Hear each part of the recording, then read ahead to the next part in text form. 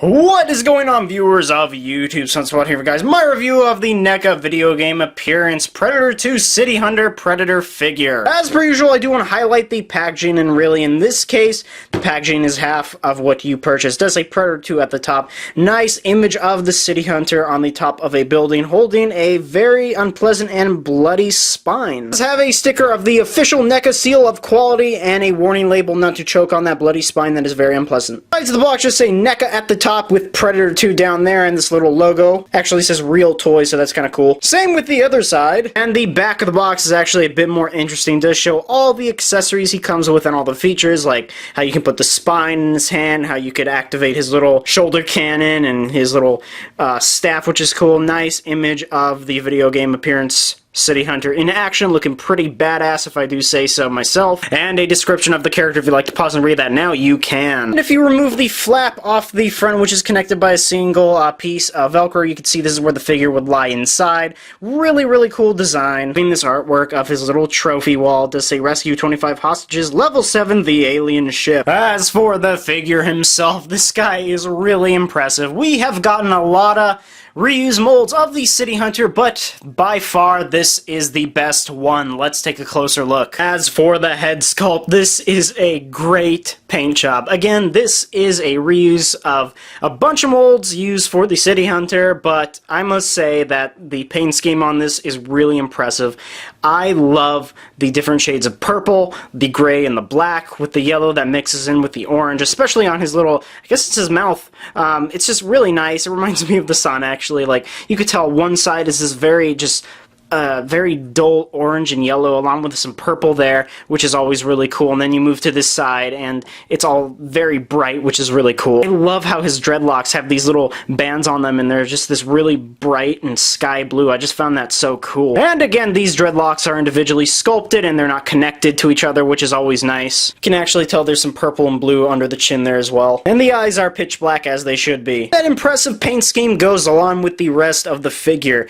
Again, with that sky blue color they use for the bands, it's really on these little creases and lines across the figure, which is really nice. You can tell with the shoulder and his little cannon, or his arm bomb, I guess. Just very nice. I love the way they put in, separated them, just they didn't overuse the blue. And actually, this kind of looks like he's bleeding, like they were purposely trying to use bright blue instead of green, which, you know, it's not blood, people. This is just the way his skin is colored, and if so, he needs to see a doctor fast. Absolutely love how the orange mix in with the yellow, and how it kind of just transitions to this really dark blue. Maybe it's even a purple, can't really tell. And the back of the figure is really impressive, again with those lines of bright blue and all the black and some silver bits of gray and stuff, especially on the tip of his little shoulder pad here. On the camera it's probably appearing as silver, but it's this dull blue. Shoulder cannon, if you can't tell, is actually kind of gold in a way. It's a little bit darker than his helmet, and again, it's probably appearing different on camera, but still very cool. Love all the skin textures, and they really didn't get lazy with the paint job. They even painted the hands as well,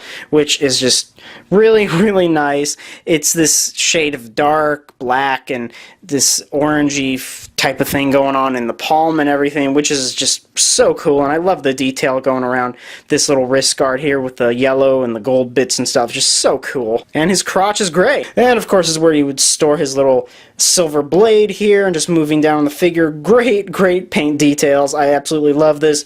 I think it's really cool how they separated the orange and the blue on the legs. It's just this clean slate between them, which is always cool, and same goes for the calves and everything. The feet are actually a solid color, unfortunately. Of course, the nails are painted a solid silver and black, but overall the foot is just blue. And thank you, NECA, for painting the ball joints as well. That is much appreciated. To show off the features of the figure, his double blades here can extend. Nothing too special. They are really flimsy, so I recommend using caution, and do not display this at the edge of a shelf, because if this guy falls, these are plopping off. And he, of course, comes with his little man purse, and luckily, the little string or strap, I guess, on mine didn't fall off, which is really common with these figures, so I am grateful for that. His shoulder cannon can actually go all the way down. It's really tough. It'll plop out easily, and you can twist and turn. It does have some articulation, so you can manipulate it however you want. And again, it is a little bit pushed to the left because of the dreadlocks, but